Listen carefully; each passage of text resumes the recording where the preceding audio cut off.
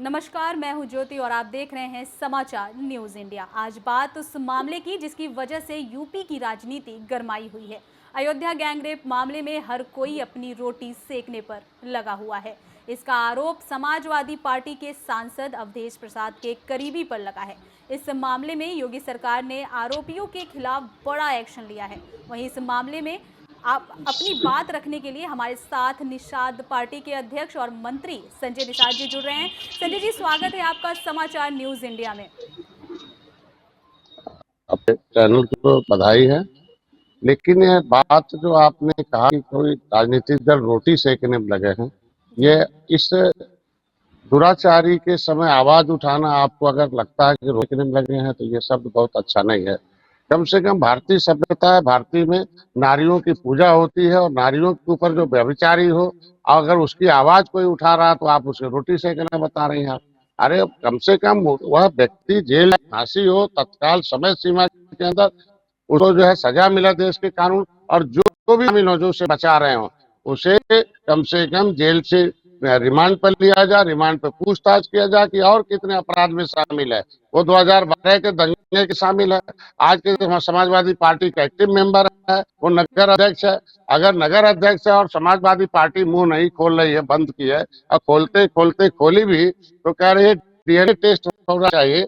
तो क्या समाजवादी पार्टी सारे मुकदमे डीएनए टेस्ट के आधार पर किया? सुप्रीम कोर्ट से ऊपर समाजवादी पार्टी। सुप्रीम कोर्ट ने जब कह दिया कि कोई महिला हो कोई भी लड़की हो अपनी शुचिता अगर ब्रेक करती है तो उसको सही मान के तुरंत एफआईआर लॉन्च करके उस पर कार्रवाई शुरू होनी चाहिए। तो अगर अपराधी को बचा रही है तो इसके बोला अपराधी के संरक्षण में। आज मैं गया था जो है अयोध्या में, लड़की के दर्द को बयान नहीं किया जा सकता, कितनी दर्द में है, इतनी सहमी हुई है कि कुछ बोल नहीं पा रही है, इतना डरी हुई है कि सही बात उसके जुबान से नहीं निकल पा रही है। और आज इस पर ये लोग जो है बयानबाजी कर रहे हैं कि डीएनए टेस्ट हो, तो इसके मतलब निषाद की बेटी के ऊपर अत्याचार हो तो डीएनए टेस्ट होगा, और इनके यहाँ कुछ होता तो सीधे कार्रवाई होगी समाजवादी पार्टी के समय। अरे कम से कम आज के दिन में सपा को पीडीए का जो यह जो बात है एकदम झूठा है, एक तरीके से मिथ्या कहा जाए कि हम तो पीडीए, हम तो पी में पिछड़े में भी है, पिछड़े में हम डी में दलित में भी है। आज तो याद आता है कि क्यों इन लोगों ने हमें मेरे अनुसूचित जाति की जो सूची से जो रहते हुए भी हमें नाम पिछड़ी में क्यों डाला गया। आज पूरा एहसास हो गया एक ही बात से कि जब संविधान बना, देश को हमने राम को पार उतारा है और अंग्रेजों मुगलों के मौत के घाट उतारा है, देश को आजाद कराया है, संविधान बनवाया है। अंथा समय ने criminal tribes act inquiry committee 1949-50 कहती है कि निषादों की दशा दलितों से भी, एससी एसटी से भी खराब है। इन्होंने देश को आजाद कराया, अंग्रेजों ने कानून को उजाड़ा, कानून बनाकर बसाना चाहिए। हमें 74 प्रकार की व्यवस्था मिलनी चाहिए। ये क्यों छीने हमारा? 1931 से लेकर 91 तक हम अनुसूचित में थे, आज भी हैं, हमारा नाम ओबीसी में डाला गया। इसलिए डाला गया कि शहरों के किनारे नदियों के किनारे शहर हैं और शहरों में शहर बसना चाहिए। लोग नेता हैं, पार्टियों के लोग हैं, इन्हें महल चाहिए था। निषाद की जमीन छीन लूटी जाए और इनकी इज्जत लूटी जाए, मतलब जमीन भी लूटी जाए और जो बची गरीब लड़कियां हैं उसकी इज्जत लूटी जाए। कम से कम अपराधी शर्म करें कम से कम, जिसके बदौलत सपा बसपा खड़ी हुई और ये दलित पिछड़े शोषित वंचित इन पर विश्वास करके वोट देकर सत्ता में पहुंचाए।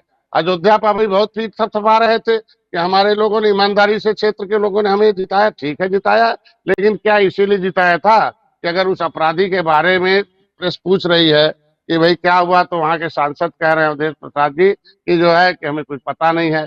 दिल्ली से आते हैं, दुनिया जान रही है, पीड़ित भर्ती है, दर्द में है, तो कम से कम इतना कम से कम आना चाहिए उन्हें कि कम से कम आते, उससे मिलते और माफी मांगते कि भाई अपनी पार्टी की तरफ है और हम उस आरोपी को दंड दिलवाएंगे, आरोपी की पार्टी से निकलवाएंगे। पार्टी से न निकालना, अपराधियों को संरक्षण देना, ये माना जा रहा है कि सत्ता के इसी अपराधियों के सहारे सत्ता में आने का इन लोगों का कुत्सित प्रयास है। आज के दिन में इतना कहूंगा कि हम तो अपील करूंगा, इनसे कहूंगा कि भाई जल्दी से इसे पार्टी से निकालिए, नहीं तो जो वहां के सांसद इस्तीफा दें।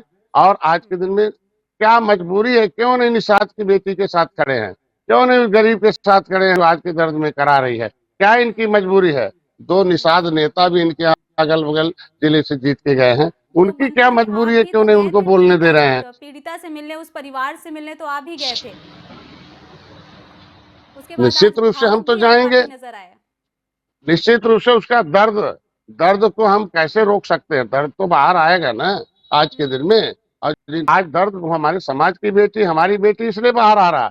हम उसके न्याय की लड़ाई लड़ेंगे और जब भी होगा कि मैंने आवाज उठाई सदन में, और सदन में माननीय मुख्यमंत्री जी ने उसे टेकअप किया और उनको मंत्री बेनकाब जी, किया, आपने कहा सबको कि कार्रवाई आपके भी की, समाज की जेल गए। बेटी है, निषाद की आज बेटी है, लेकिन इससे पहले भी तो मतलब ऐसे मामले होते रहे हैं और पता नहीं आगे कितने मामले होंगे, तो क्या आपने पहले क्यों आवाज नहीं उठाई? आज आप आवाज उठा रहे हैं क्योंकि वो आपको निषाद की पता, बेटी है आपको इसके इसलिए? पहले आपको हमारे हमारे बारे में पता नहीं है। सीलू की बसपा की सरकार थी हम्म।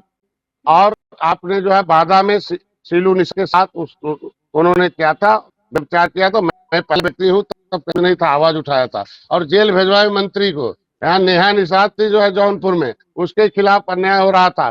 सबसे पहले उस कोरोना में सारे लोग जो भी आवाज उठाता था जेल चला जाता था। मैं गया तो जाके वो सभी लोग जेल गए और सारे लोग आज के दिन में जेल के सको में है। तो जब भी हमें मौका मिलता है, जहाँ भी होता, हमारे लोग पहले पहुंचते हैं। आप सही समझ पा रहे हैं कि पहले जब हुआ तो मेरे लोग पहुंचे, तुरंत एफआईआर हुआ। एफआईआर होने के बाद अपराधी घूम रहे थे, माननीय मुख्यमंत्री से कहा, अपराधी जेल गए तो पता चला कि जो परचस अपराधी है उसे सपा पैरवी कर रहे हैं। तो हमें तो कहना पड़ेगा ना, मुखिया हमारे मुख्यमंत्री जी, और उन्होंने संज्ञान लिया। मैं अपने समाज के से आज के दिन में मैं बहुत आभारी हूँ मुख्यमंत्री जी का कि उन्होंने बिना किसी लेट लतीफ को तुरंत एक्शन में आए और तुरंत उन्होंने जितना अधिक से अधिक कार्रवाई हो सकती किया, आगे भी करेंगे। हमें इस तरीके से उन्होंने वादा किया था कि हम सुरक्षा सम्मान देंगे, सुरक्षा देंगे, समृद्धि देंगे। लेकिन बस एक ही बात है कि कोई भी व्यक्ति, समाज कानून से सुरक्षित रहता है। तो कानून से सुरक्षित हमारे जो बेटी के लिए इलाज चल रहा है, प्रशासन है। लेकिन ये जो संवैधानिक सुरक्षा है, अगर हमारे अनुसूचित जात की सूची में हम शामिल हैं, हमारे भाई लेदरमैन, वाशरमैन, फिशरमैन, मझवार के, अगर उसे अनुसूचित जात का प्रमाण पत्र मिला होता तो आज ये अनुसूचित जाति एक्ट जो है SC ST, उससे भयभीत है लोग कि उंगली दिखाएंगे मंत्री जेल जाएंगे, आपने जमानत नहीं होगा।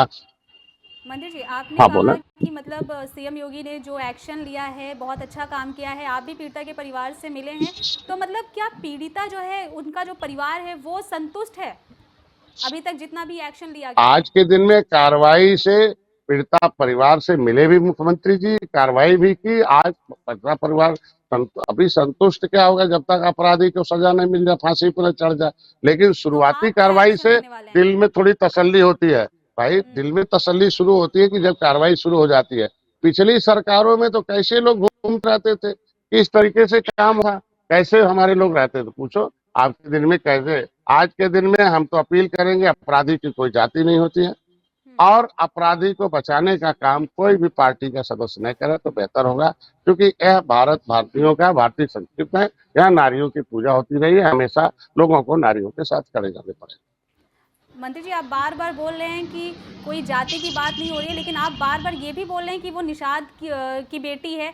तो मतलब अगर वो निषाद की बेटी नहीं होती तो क्या आप नहीं जाते वहाँ पे? कोई एक्शन नहीं लेते आप? नहीं नहीं, तब भी मैं जाता हूँ। बहुत लोग मेरे यहाँ लेकिन सुबह से जातिवाद शाम की तक बात तो मेरा आप ही बार बार कर मंत्र, रहे हैं। नहीं, आप एक्चुअल में निषाद जाति की बेटी है, तभी तो आज के दिन में यादव जाति की बेटी होती तो क्या आज के दिन में DNA टेस्ट की बात करते क्या वो? हम तो कहेंगे ना, हम जिस जाति से पैदा हुए हैं, आज के दिन में जिस समुदाय के लोगों ने देश को आजाद कराया हो और जिस समुदाय के लोगों के ऊपर जाति के नाम क्रिमिनल कास्ट घोषित किया हो, तो क्या आपको क्रिमिनल कास्ट घोषित किया हो जाति के, जातिगत आधार पर इन जातियों के ऊपर कि ये जन्मजात अपराधी हैं, तो जाति लड़ाई लड़ने के नाते जाति की उपमा हुआ हो तो उस जाति को तो गर्व करेंगे ना कि हमारे लोगों ने देश को आजाद कराया है। और आज के दिन में वो उजड़े हैं कानून से, और जो कानून से उजड़ा संविधान बनवाया हो और संविधान में हक अगर है वो मांगेगा तो जाति का लेवी लगाकर उसे अपमानित किया जाए, ये उचित नहीं है। जी। अच्छा, आपने सीएम योगी की काफ़ी तारीफ की कि उनके एक्शन की काफ़ी तारीफ की, जबकि जो विपक्ष है वो बार बार बोल रहे हैं कि ऐसे आप किसी को सज़ा नहीं दे सकते, सिर्फ आप उसके DNA टेस्ट की वो बात कर रहे हैं। तो ये बताइए कि सीएम योगी के कार्यकाल के बारे में भी आप क्या कहना चाहेंगे? वो भी काफ़ी गर्म मुद्दा है इस वक्त। देखिए, मैं कह रहा था कि आज यह DNA टेस्ट एक प्रक्रिया है, कोर्ट के द्वारा होता ही होता है। फॉरेंसिक लैब है, वो समय से होता है कि अपराधी को जब पूर्ण रूप से सजा देना होता। लेकिन अपराधी को बाहर छोड़कर DNA टेस्ट के बहाने क्या और अपराध कराया जा सकता है क्या? प्रथम दृष्टया जो अपराध मिलता है वो जेल के सलाखों में जाता है। तो क्या प्रथम दृष्टया में डीएनए आता है? क्या डीएनए टेस्ट? आखिर सेकेंड लाइन का क्या है? आखिर जो जो इसका मतलब पुलिस को जज बना दिया जाए, ये विपक्ष के लोग जज हैं, यही जज है कि डीएनए टेस्ट होगा तभी। क्या इनकी सरकार थी तो डीएनए टेस्ट करके मुकदमा करते थे क्या? आज मंत्री के जी दिन में मंत्री आज जी इस तरीके का अपने ऊपर देखना चाहिए, मंत्री अपने जी क्या कर रहे थे वो देख रहे थे। हाँ, उस आरोपी के बेकरी पे बुलडोजर चल गया, घर पे एक्शन हो रहा है। इन क्या ये जो एक्शन हो रहा है ये इतना काफी है या किसी और तरीके से एक्शन होना चाहिए था इस चीज नहीं पे? नहीं, अभी तो देखिए देश कानून से चलता है। हम्म कानून के निगाहों में जो आएगा भ्रष्टाचारी होगा। वो हम्म आखिर सबकी जमीन कब्जा किया है, ग्राम सभा की जमीन किया है, गांव के पोखरे कब्जा किया है, तो इसका मतलब जब दहशत पैदा किया हो गांव में, तभी तो इस तरीके का अपराध कर रहा है। तो उनके अंदर तो कार्रवाई होगी, तभी आज समाज जो है सुरक्षित महसूस करेगा। सुरक्षित रखने वाले के खिलाफ कार्रवाई करके समाज को हम्म, सुरक्षा देना हमारी सरकार की प्राथमिकता है। जी जी। बाकी आपके एंड से क्या अभी क्या एक्शन आप लेने का सोच रहे हैं? आज के दिन में मैं वादा करके आया हूँ, आर्थिक रूप से, सामाजिक रूप से जो भी हमारे विभाग है मछुआ कल्याण कोष, उससे हम शिक्षा, स्वास्थ्य, रोजगार, शादी विवाह, उसके लिए हम उसकी यथासंभव हम अपनी तरफ से मदद करें। सरकार की तरफ से मदद हो रही है, पूरी सुरक्षा होगा, पूरा सम्मान के साथ उसे रखा जाएगा और आगे इस तरीके से कोई घटना न हो, उसके खिलाफ हम लोग एकजुट होकर सभी समाज सभी पार्टियों से कहूंगा, ऐसे अपराधियों के खिलाफ आवाज होकर जहां जहां भी हो उनका कोई संरक्षण, जब इनको अपराधी को नेता का संरक्षण नहीं मिलेगा, अपने आप अपराध का ग्राफ कम हो जाएगा। मंत्री जी मायावती जी ने भी जो है जो भी एक्शन लिया जा रहा है उसकी तारीफ की है। निश्चित रूप से बहन जी के समय किस तरीके से लाइन ऑर्डर था, आज फिर हमारे समय है, बस दो ही समय तो लाइन ऑर्डर था, बीच में क्या था? ये तो यही है जिस तरीके से संरक्षण दे रहे हैं आप, तो आपके सामने है कि अपराधियों के भरोसे सत्ता आती रही, हम लोग अपराधियों को संरक्षण नहीं दे रहे हैं, इसीलिए जनता खुश है और जनता हमारे साथ है। जी जी शुक्रिया मंत्री जी हमसे जुड़ने के लिए। आगे की अपडेट हम आपको देते रहेंगे, देखते धन्यवाद। रहिए। तो ये थे कैबिनेट मंत्री संजय निषाद जिन्होंने आज बात की अयोध्या में हुए गैंगरेप मामले को लेकर और उस पर क्या कुछ एक्शन लिया गया है और क्या कुछ एक्शन लेना है। उन्होंने इन सब बातों के बारे में यहाँ पे चर्चा की। हम आपको पल पल की अपडेट देते रहेंगे, तब तक के लिए देखते रहिए समाचार न्यूज़ इंडिया।